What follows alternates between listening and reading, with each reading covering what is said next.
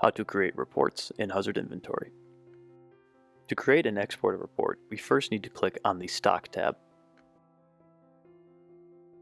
Here's where we find our two types of reports, stock on hand and shrinkage.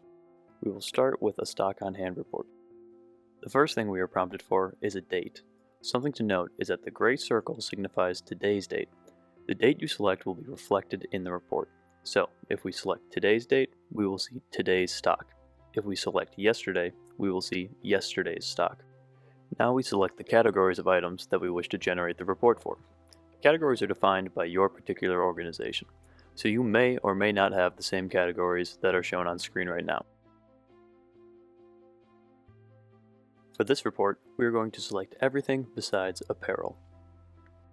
Now we will select between creating a report that shows all stock, only stock with a negative count on hand, or only stock with a positive count on hand. A negative stock count for an item indicates that there were more reported sales than incoming product. This can occur for a few reasons, including incoming stock not being properly reported, or items being sold as the incorrect type.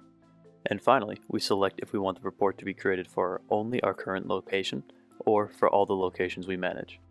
Once we click Export, a report will be saved to our local device.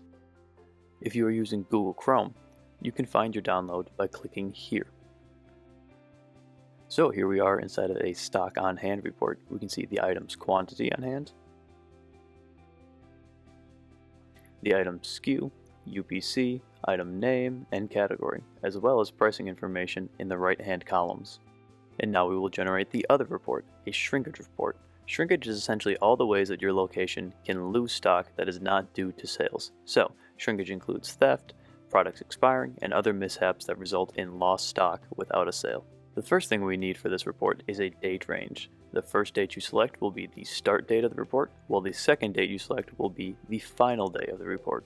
Again, we now select between the currently selected location and all locations that we manage. Clicking Export will save the report to your local device.